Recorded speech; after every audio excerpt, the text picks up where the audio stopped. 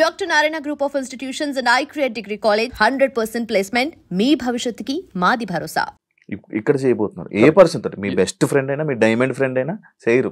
Correct. కానీ ఇక్కడ చేస్తారు, చేయాల్సి వస్తుంది. ఆ పరిస్థితి అది. ఆ పరిస్థితి అంటే ఇంకా ఎక్కువ కనెక్ట్ అయ్యే ఫ్రెండ్స్ అవుతారు కదా, ఛాన్సెస్ ఉంటాయి డెఫినెట్ గా. ఎందుకంటే ఆబ్వియస్ గా నేను అన్ని రోజులు ఒకేలాగా ఏదో అగ్ని జమదగ్నిలా కూర్చోలేను. నాలో ఇంకో వేరే షేడ్స్ కూడా ఉంటాయి కదా.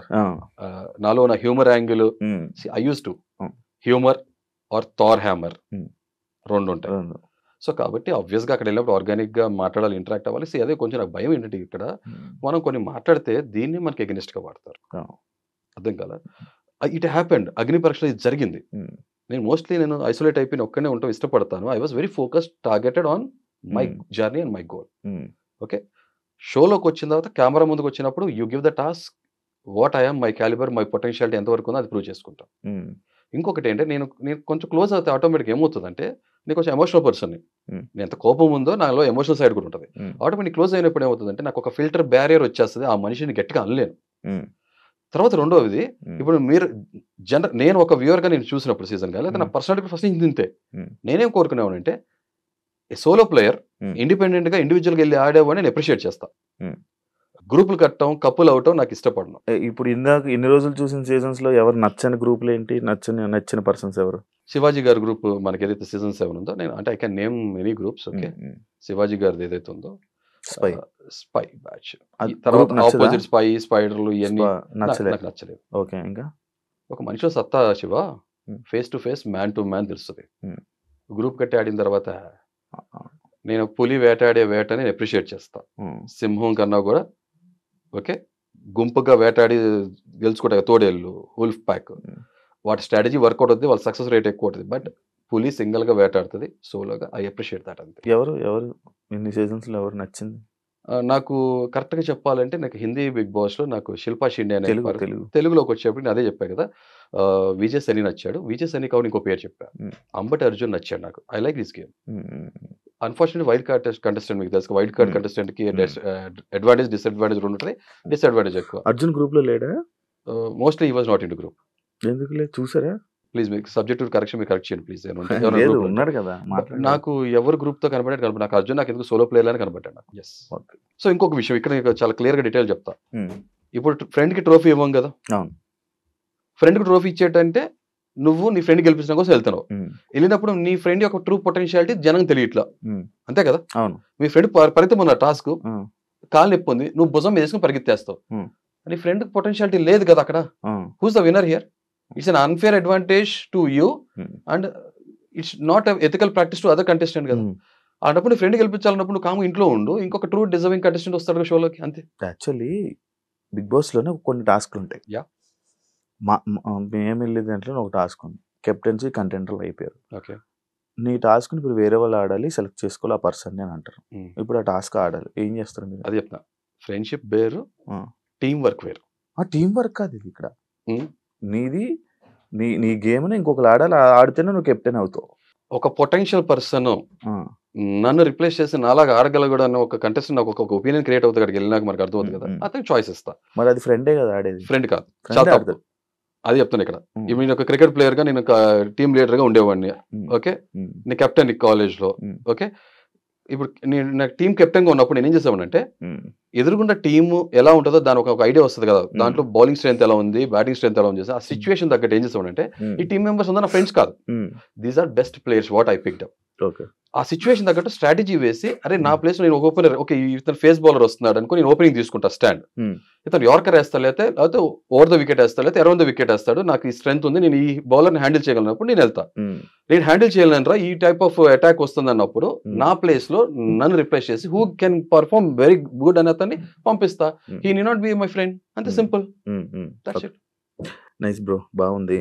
కోపిష్టి మనిషి అని మీరే అన్నారు కదా. ఎస్. అంటే కోపిష్టి అంటే ఇప్పుడు ఉదాహరణకి మీరు టక్మని ఎక్కడన్నా ఉమ్మూసేశారు, నా పిచ్చి కోపం వచ్చేస్తుంది. చెత్త పడేశారు, పిచ్చి కోపం వస్తుంది. ఓకే, ఇలా మీరు ఏదైనా తప్పులు చేస్తున్నారు అనుకో, మనకు సోషల్ లివింగ్ క్రీచర్ మనం. స్వచ్ఛ భారత్ అనే ఎందుకు ఎందుకు వచ్చిన మూమెంట్? ప్రపంచ దేశాలు ఎలా చూస్తున్నాయి మనని? మనం డర్టీ అని చూస్తున్నారు. నువ్వు ఒక భారతీయుడు అయి ఉండి, మనం ఒక భారతీయుడు అయి ఉన్నప్పుడు మనకి నైతిక బాధ్యత ఏంటంటే సమాజంలో ఎలా బతకాలనేది ఒక కొన్ని మన కట్టుబాట్లు ఉండాలి. అవి లేకుండా ఇష్టం వచ్చిన బతుకుతా నేను అన్అకౌంటబుల్ బతుకుతా అంటే కుదరదు. నా దృష్టిలో అయితే కోపం వస్తుంది. నీ లైఫ్ నువ్వు బతకడానికి నీకు రైట్ ఉంది, you have all the rights. కానీ పక్కన లైఫ్ ఎఫెక్ట్ చేసే రైట్ మనకి లేదు. చాలా సింపుల్. అలా ఏం జరిగినా సరే కోపం వస్తుంది. అంటే వెళ్ళేవాడు ప్రతి ఒక్కరు కొడితే నేను ఎర్రగడ్డలో ఉంటా, అలా చేయకూడదు. ఎలా ఉండాలంటే ఉదాహరణ మీరు ఉన్నారు శివ, పొరపాటున ఎవడొచ్చి మనం గుద్దేసి వెళ్ళిపోయాడు, వెంటనే పట్టుకుని కొడతా, కొట్టాలా వద్దా? కొట్టాలి. మీరు వెళ్తున్నారు వచ్చేసి ఎవడ ఎల్ భాష యూజ్ చేశాడు, కొడతామా లేకపోతే వద్దు బ్రదర్ చెప్తామా? చెప్పం కదా. కానీ అంటారు కదా ఫస్ట్ కొట్టడం తప్పు, ఫస్ట్ కొట్టకూడదు. ఆబ్వియస్ గా సొసైటీ అలా చెప్తుంది, అది చెప్పట్లా. ఆ కోపం ఒక వెనక ఉన్న కారణం బలమైందైతే కొట్టచ్చు అంటారా? జస్టిఫైబుల్ అంటే అది చెప్తున్నాను కదా. ఎదుటి మనిషి గౌరవం అనేది తన చేతుల్లో ఉంటది, తను ప్రవర్తించే విధానంలో ఉంటది. చాలా సింపుల్ లాజిక్ అంతే. మీరు ఆడిషన్ ఏం పెట్టారు వీడియో? మాస్తోనే ఉన్నా. ఏం పెట్టారు, ఏం మాట్లాడారు?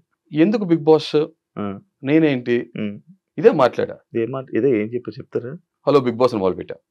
ఓకే, అంటే ఇప్పుడు ఎగ్జాక్ట్ గా ఆ రోజు నేను స్క్రిప్ట్ రాసుకుంది కాదు, ఆ టైంలో ఏం ఫ్లో వచ్చింది అని మాట్లాడాను. ఆబ్వియస్ గా నా దగ్గర వీడియో ఉంది, నేను చూపిస్తాను. Whether you like it or not, you just see it. అదే చెప్పాను, నాలో డిస్సాటిస్ఫాక్షన్ ఎందుకు ఉంది.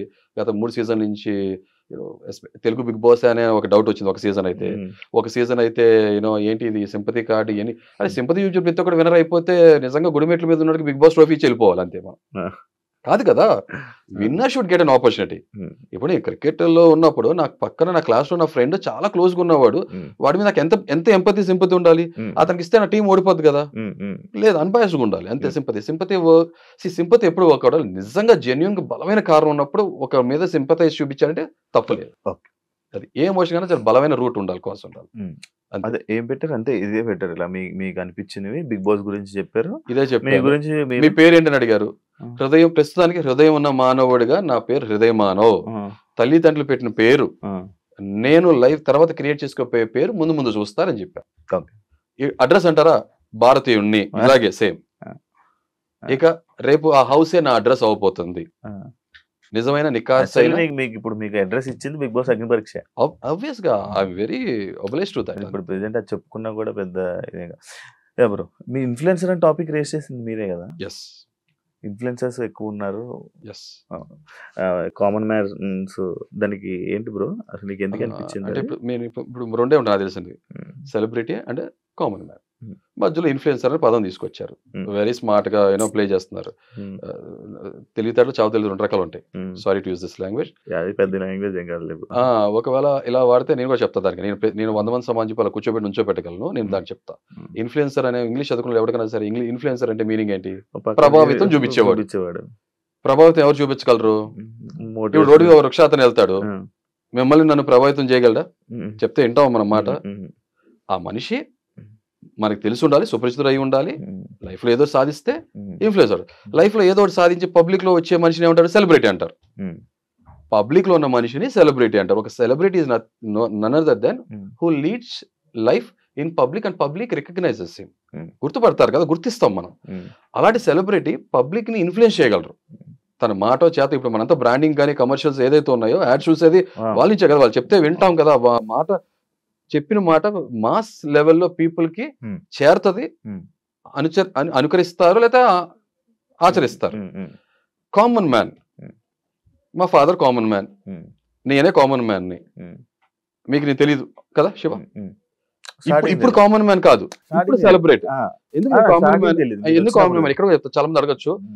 మాకు యూట్యూబ్ ఛానల్ ఒక యుగాది స్టార్ట్ చేసాం, 4400 చిల్లర సబ్స్క్రైబర్స్. ఇప్పుడు ఈ షో పుణ్యం అంటూ సబ్స్క్రైబర్స్ పెడతారు. అలాగే ఇన్స్టాగ్రామ్ లో నాకు కరెక్ట్ గా నేను బిగ్ బాస్ ఆడిషన్స్ కి నేను 47 ఫాలోవర్స్ ఉన్నారు. బట్ ఆ ఛానల్లో ఫేస్ ఆఫ్ ద ఛానల్ మా వైఫ్. అదే నేను ఒకటి అరా వీడియోస్ కనపడకుండా మాస్క్ వేసుకుని కనపడతా. నా భావం అర్థం అవుతుంది, జనానికి నేను తెలియదు. అదే నేను కామనర్. నేను అదే అనబోతున్నాను. అంటే మీరు కాబోయే ఇన్ఫ్లుయెన్సర్ అవ్వాలనుకుంటే ఇన్ఫ్లుయెన్సర్ మీరు కరెక్ట్ అంటే అవ్వాలనుకుంటున్నారు. ఇప్పుడు నన్ను గుర్తించే వాళ్ళు ఎవరు? బంధుమిత్రులు, సొసైటీలో, సమాజంలో, సొసైటీ ఉండే కాలనీలో గుర్తిస్తారు, లేదా వర్క్ ఎన్విరాన్మెంట్ లో గుర్తిస్తారు. వాట్సాప్ స్టేటస్ పెడితే వాట్సాప్ ఫోన్ కాంటాక్ట్ మీకు తెలుసు, మోస్ట్లీ వాట్సాప్ స్టేటస్ పెట్టాను. ఈ సోషల్ మీడియా జర్నీ వచ్చిన తర్వాత వాట్సాప్ స్టేటస్ చూస్తానా, ఈ స్టేటస్ పెడుతున్నా, చూడను కూడా. ఎందుకంటే నేను పక్కన జీవితం తొంగి చూడటం ఇష్టపడను. నేను out of well wisher concern ఉంటేనే చూస్తా. ఏమైనా చేయగలిగితే చూస్తా తప్ప లేదంటే కాముగా కూర్చుంటాను, చూడండి. స్టేటస్ లో మన జీవితాలు పెడతారు ఏంటి ఇప్పుడు పక్కడి జీవితంలో తొంగి చూడడానికి? ఎందుకో శివ, నా పర్సనాలిటీ ఏంటంటే అది చెప్పట్లా, నేను ఒక రకమైన పర్సనాలిటీ, నేను అన్ని తొంగి చూడటం ఇష్టపడను. ఏదైనా చేస్తేనే చూస్తా, లేదంటే చూడండి. అంటే అంటే మీరు చెప్పిన పాయింట్ కూడా there is a logical sense, you might be right. నేను నిదానంగా ఆ పర్స్పెక్టివ్ ఆలోచించడం మొదలు పెడతాను.